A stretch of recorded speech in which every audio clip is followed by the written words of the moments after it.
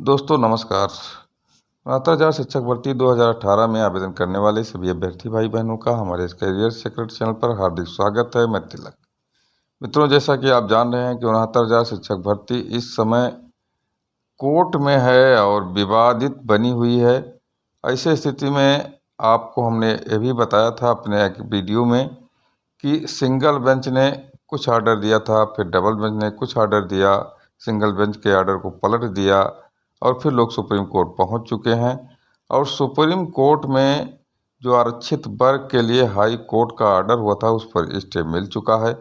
और पिछली डेट पर जो सुनवाई हुई थी उसका सार लोगों ने तो समझ लिया था और समाचार पत्रों में भी निकला, सोशल मीडिया पर भी वायरल हुआ। लेकिन 69,000 का जो मेन ऑर्डर है वो आ गया है, रिलीज हो गया है सुप्रीम कोर्ट द्वारा, और वो भी चीफ जस्टिस DY चंद्रचूड़ के बेंच द्वारा। तो 69,000 का आ गया है सुप्रीम आदेश। जानिए पहली सुनवाई में क्या आया है आदेश, क्या अगली डेट से होगी बहस, सबसे बड़ा मुद्दा यह है। और हम आपको बता दें, अगर बहस होती है तो हाई प्रोफाइल सुनवाई की संभावना है, क्योंकि यह मुद्दा इतना बड़ा हो चुका है देश के लिए, प्रदेश के लिए, कि सुप्रीम कोर्ट में गहमा गहमी पूर्वक सुनवाई होगी और विधिक बिंदुओं पर चारों तरफ से वार किए जाने की संभावनाएं हैं। मित्रों, हम आपको इस वीडियो में सारा डिटेल बताएंगे कि क्या क्या ऑर्डर हुआ है, क्या क्या इस सुनवाई के बाद अब कोर्ट में होने वाला है। और 20 सितंबर तक वह डेट दिया गया है जिस डेट पर बहुत कुछ सरकार को तथा पक्ष विपक्ष के वकीलों को करना है। ये आप लोग नहीं जानते होंगे। अगर आप नहीं जानते हैं तो हमारे वीडियो में बने रहिए। अगर आप नए हैं तो हमारे चैनल को अधिक से अधिक संख्या में सब्सक्राइब कर दीजिए, बेल आइकन को जरूर दबा दीजिए, ऑल पर क्लिक कर दीजिए जिससे समस्त नोटिफिकेशन आपको मिलता रहे। साथ ही साथ वीडियो को शेयर कर दीजिए और लाइक कर दीजिए और कमेंट जरूर लिखिए।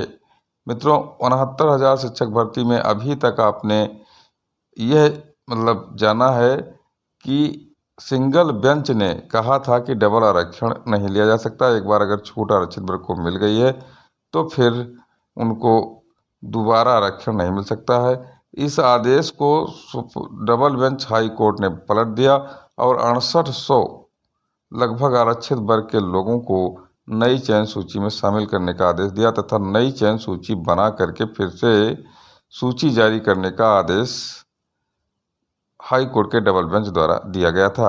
अगर ऐसा होता है तो कम से कम 12-14 हजार समान वर्ग के चयनित इस चयन सूची से बाहर हो जाते और इसी डर को लेकर के ये समान वर्ग के अभ्यर्थी सुप्रीम कोर्ट पहुंच गए। अब सुप्रीम कोर्ट में उस दिन जब सुनवाई हुई मित्रों, जिस दिन डेट लगी हुई थी आप जान रहे हैं, पिछले सप्ताह, तो उसमें जो है सुप्रीम कोर्ट ने हाई कोर्ट के उस आदेश को स्टे कर दिया और कहा कि हम इस आदेश का परीक्षण करेंगे और उसके बाद आदेश देंगे। उसके बाद में उस दिन जो आदेश हुआ उसके बारे में आप स्पष्ट जान लीजिए क्या क्या आदेश हुआ, क्योंकि सुप्रीम कोर्ट का आदेश रिलीज हो गया है। सारा डिटेल हम आपको बताएंगे। अब 20 सितंबर तक का समय दिया सुप्रीम कोर्ट ने सब कुछ करने के लिए, तो क्या करने के लिए समय दिया है आगे आप वीडियो में जानेंगे। आप इसके मत करिएगा, इसीलिए वीडियो का मूल पार्ट अब आगे आ रहा है और आप लोग जैसे स्किप करेंगे जान नहीं पाएंगे 69,000 शिक्षक भर्ती के से संबंधित मामले में। और जोरदार हाई प्रोफाइल बहस होने की संभावनाएं मित्रों उस दिन से शुरू हो जाएगी जिस दिन से अगली डेट लगी हुई है। बताने वाला हूं, आप वीडियो को कतई स्किप मत करिए। हम आपको बता दें कि आदेश आ गया है और एबेंस शब्द का मीनिंग आप गूगल कर लीजिएगा। उसका मतलब ही स्टे टाइप का होता है और अगले तारीख से फाइनल हेयरिंग लगभग शुरू हो जाएगी, इसको आप समझ लीजिए। और मैं आपको बता दूं कि अब सुप्रीम कोर्ट पर सब कुछ निर्भर है, एक तरह साउटर हाउस की तरह है। और आगे मैं आपको बताने वाला हूं मित्रों कि क्या 20 तारीख तक करना क्या है इन लोगों को, जो बहुत ही महत्वपूर्ण बिंदु है। वादियों के तरफ से, वादियों मतलब जो चयनित थे सामान्य वर्ग के लोग और वेतन उठा रहे हैं और लगातार नौकरी कर रहे हैं, उन्होंने अपने वकील प्रशांत शुक्ला को किया। प्रशांत शुक्ला को वादियों की तरफ से जज ने आदेश दिया है, प्रतिवादियों की तरफ से मनदीप कालरा को आदेश दिया है कि ये जो है कंपोलेशंस बनाएंगे, यानी रिटर्न सबमिशन का, और चीफ साहब को मेल करेंगे, यानी कि रिटर्न सबमिशन ये दाखिल करेंगे मेल के माध्यम से और कंपोलेशंस बनाएंगे। तो कुल मिलाकर के ये प्रशांत शुक्ला और मनदीप कलरा ये पक्ष और विपक्ष की तरफ से होंगे। साथ ही साथ हम आपको और बता दें कि जो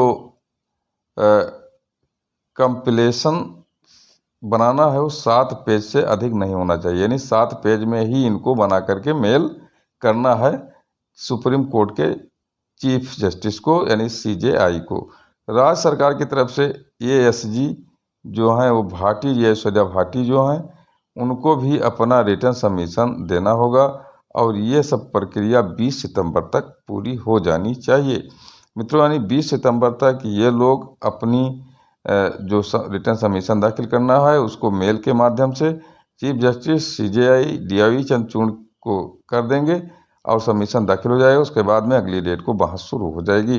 तो इसका मतलब यह है कि कुल मिलाकर अभी पूरी व्यवस्था सुप्रीम कोर्ट ने कर ली है, सुनवाई की, सबका रिटर्न सबमिशन संक्षिप्त रूप में ले लेगा और उसके बाद में उस पर जोरदार बहस होने की संभावनाएं हैं। किसके पक्ष में मामला जाएगा कि नहीं जाएगा ये तो देखने वाली बात होगी, लेकिन हाई कोर्ट का जो निर्णय आया था उससे सुप्रीम कोर्ट संतुष्ट नहीं है। और जिस तरह से हम आपको बता दें कि मुकुल रोहतगी ने बहस किया था चयनितों की तरफ से, उस पर सुप्रीम कोर्ट को बार बार सोचना पड़ा, जबकि PS पटवालिया जो आरक्षित वर्ग की तरफ से थे उन्होंने बार बार कहा कि 4 साल डिले हो गया है सर, लेकिन उसके बावजूद भी CJI को ये समझ में आया कि हाई कोर्ट के डबल बेंच का जो ऑर्डर है वो निश्चित तौर पर कहीं ना कहीं जो है नियम और विधि के विरुद्ध हो सकता है या पूरी तरह से वो सभी लोगों के लिए आच्छादित नहीं है। इस पर परीक्षण करने के बाद भी ऑर्डर करने की बात उन्होंने कही थी। तो अगली तारीख से बहस शुरू हो जाएगी।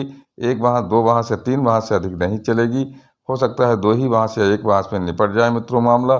तो कुल मिलाकर के जो 23 सितंबर का डेट लगा हुआ है उस दिन आप निश्चित मानकर चलिए कि कहीं ना कहीं किस दिशा में मामला जाएगा उसका पर्दाफाश हो जाएगा और उस सुनवाई से पता चल जाएगा कि 69,000 शिक्षक भर्ती में आरक्षित वर्ग के लिए क्या मिल रहा है और जो चयनित हैं उनको क्या बाहर होना पड़ेगा कि अंदर रहेंगे। सबसे बड़ी बात यह है मित्रों, सभी जोर आजमाइश लगाए हुए हैं। उधर सामाजिक दबाव भी पड़ रहा है, राजनीतिक दबाव भी पड़ रहा है, शासन पर भी दबाव पड़ रहा है।